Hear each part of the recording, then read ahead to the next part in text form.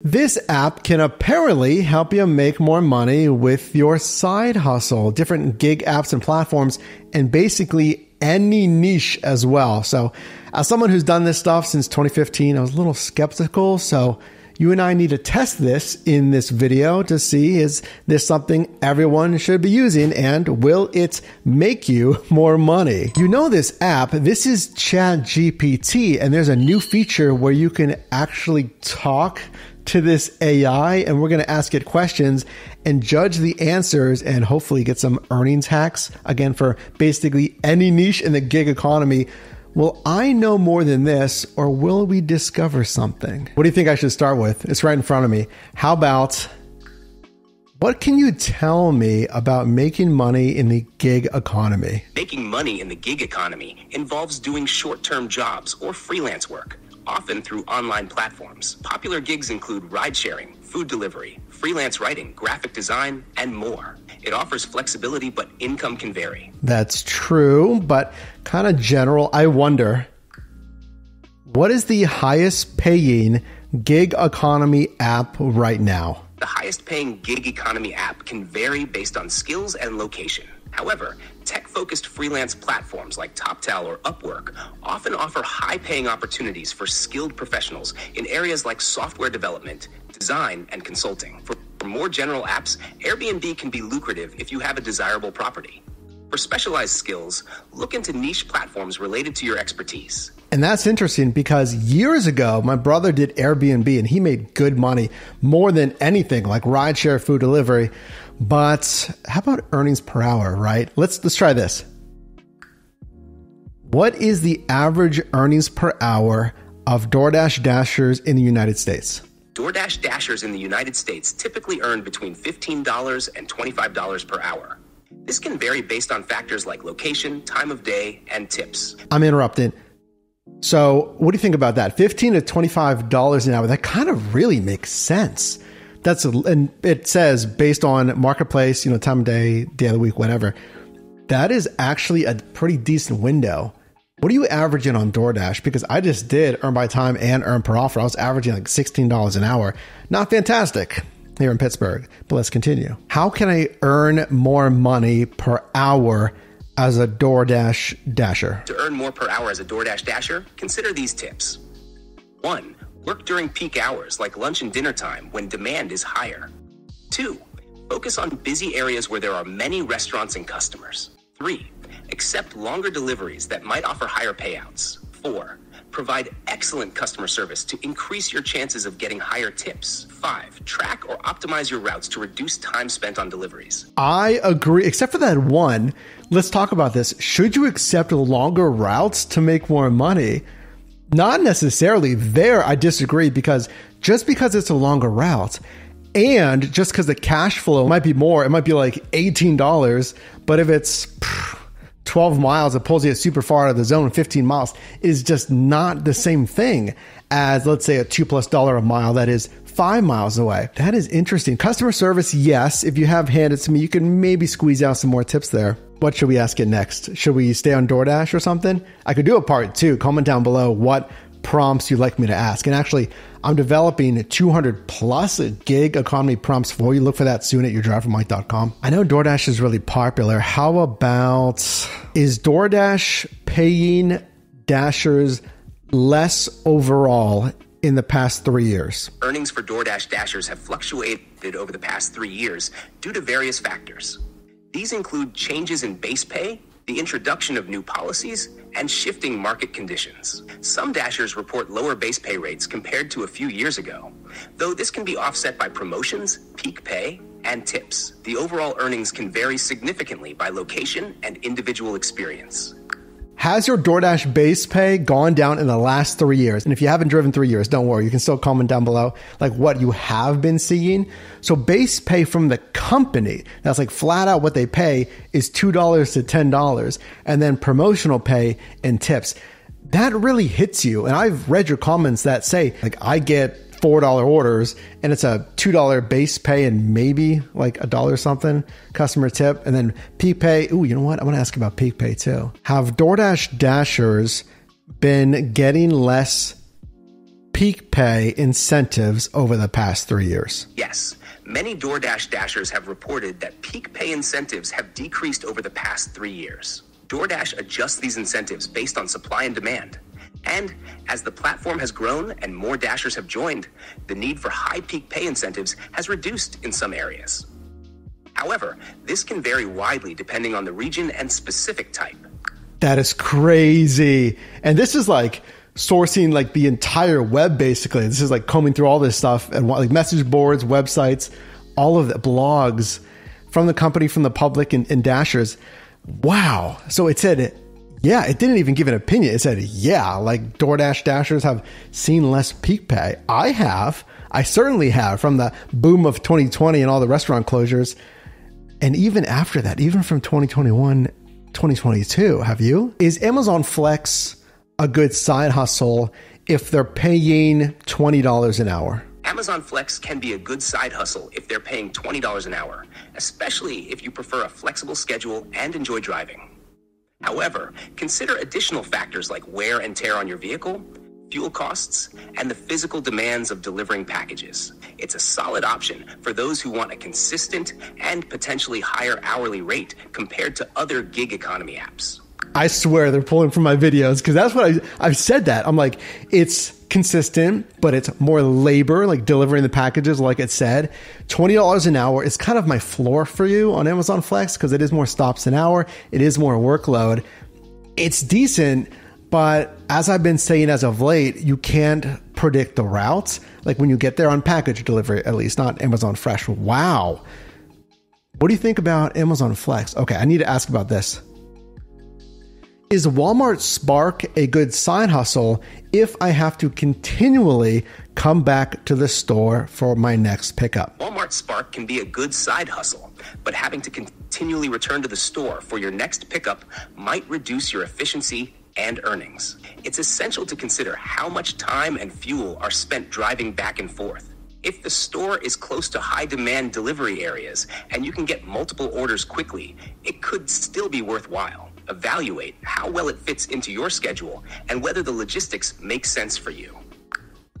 I don't want to take I'm not going to take all the credit, but that's like almost verbatim what I say. It's like, yeah, it can be decent, but if you have to continually come back to I swear. Do you think it's referencing my stuff? I don't know. You have to keep coming back to the Walmart or the Sam's. It eats into the efficiency. So I feel like on Spark, here's a takeaway for you on Spark. Like your dollars to mile has to be more than $2. Like $1.75 is our base. On Spark, it honestly has to be like $2.50 because you have to come back. Now, like it said, like I've said, if you can use it as a filler app and you can fill in with other requests on other niches, like even rideshare, even food delivery. And then if you happen to be by a Walmart or a Sam's, then you could pick up one of those runs. Here's another one for you that I would frankly love to drive on, but apparently UPS doesn't want me on their platform. Guys, what are we doing here? So talk to me about Roadie. What is the average earnings per hour as a Roadie driver? And is it worth it if I have a decently fuel efficient vehicle? Roadie connects drivers with businesses and individuals needing package delivery. Average earnings for Roadie drivers vary widely, but they generally range from about $10 to $20 per hour, depending on the distance and size of the deliveries. If you have a fuel-efficient vehicle, it can be more profitable as you'll spend less on gas. Roadie can be particularly worth it if it can combine deliveries or if you're already planning to drive in the delivery area. That's kind of the initial sales pitch from Roadie, even before they were acquired by UPS. It's like, yeah, it's a last mile like everyone else, but they really just outwardly said, like, if you're headed this way anyway, then it's worth it. And yeah, that makes sense. But like, you know, how lucky do you get to have that happen? Roadie, yeah, I don't hate it. I'd love to do some shifts. Again, UPS, feel free to reach out. But sometimes it might be heavier. Just know that, like stuff from Home Depot, etc. Oh, you know what? Let's go back to DoorDash, something that's relatively new. And hey, if you're getting value so far, keeping the content fresh for you, trying something new, can you drop a like on this video, please? Consider subscribing. All I do is help you make money in different side hustles here. How about something that I don't love, Maybe, well, actually comment down below. How do you feel about this? DoorDash's shop and deliver. I feel like it takes too much time, delays in the store, checkout lines, shopping for all their products. Do you think shop and deliver is worth it? And how much should I make on an assignment for it to be worth it? Shop and deliver orders on DoorDash can indeed take more time due to shopping, potential delays, and checkout times. Whether it's worth it depends on how much you're earning per order and the time it takes to complete. Generally, many Dashers find it worthwhile if they earn at least $20 to $30 per hour after factoring in the extra effort and time. Consider the specific details of each order, such as distance and the number of items, and aim for a payout that compensates well for your time and potential hassles. Man, I'm impressed so far. This is ChatGPT. It's a voice function, whatever.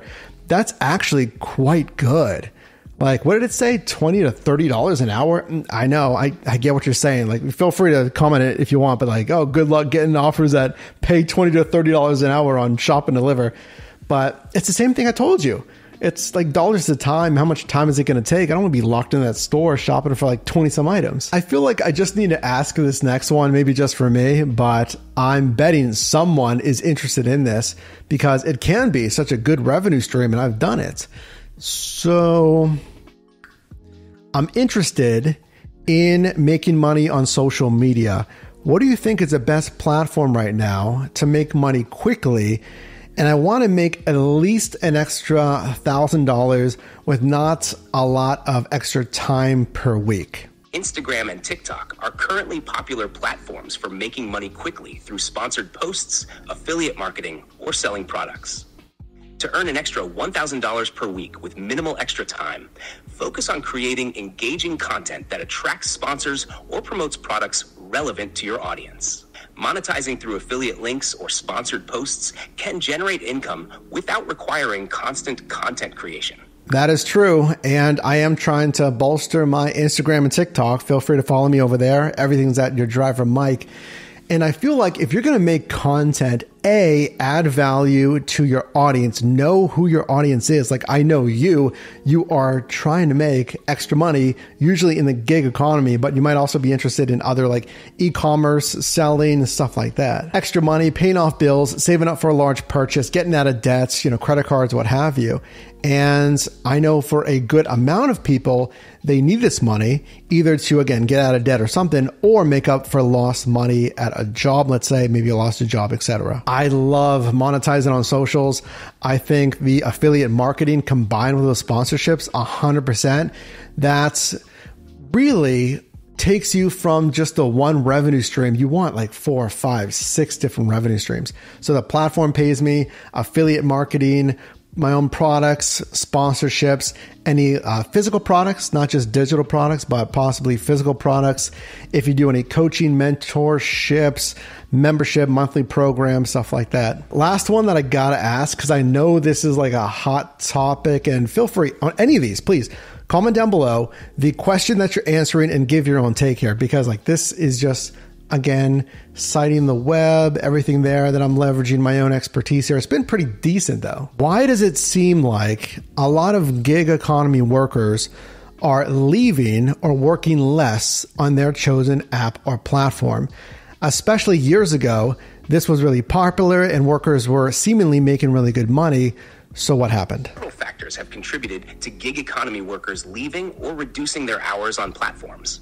1. Decrease in pay. Some platforms have reduced base pay rates or peak incentives over time, making it less lucrative for workers. 2. Saturation. As more people join gig economy platforms, competition increases, leading to fewer opportunities and lower earnings per worker. 3. Lack of benefits. Gig workers typically lack traditional employment benefits like health insurance, sick leave, and retirement plans, which can be a deterrent over time. Or job satisfaction. The nature of gig work can lead to burnout or dissatisfaction due to inconsistent income, long hours, or challenging working conditions. 5. Regulation and policy changes. Changes in regulations or platform policies can impact worker flexibility or earnings potential, influencing their decision to stay or leave. These factors combined have led some gig economy workers to reconsider their involvement or seek alternative sources of income. I think, honestly, a lot of that's true. I started in 2015 and Uber, was it Uber? Uber first came, maybe it was Lyft. I'm trying to remember. They came to Pittsburgh in February of 2013. So I joined maybe a year and a half after that. That's like nothing. And there wasn't a ton of drivers. There was a surge multiplier every single day, not even on the weekends, every single day of 2 to 3x times pay. And, tell me this, okay, in the comments. How long have you been working in the gig economy? How many years, months, whatever? Are you part-time, full-time? Just, give me a little bit of a flavor of how much you work here. 100%, some of this is true, a lot less. There's no surge. There's no crazy prime time.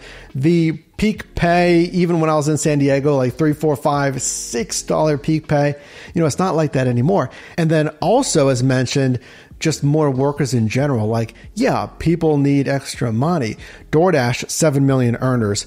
Uber, 7+ million earners, drivers, couriers on their platform as well. That's why I am always looking at different things for you, because I don't want you to be trailing in kind of that trajectory of where the gig economy, side hustles is going. I want you to have as many options as possible.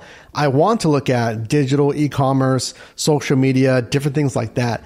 Different and new gig economy apps and platforms as well. So it's not just hey, you should just basically drive on Uber and DoorDash because those are the biggest ones.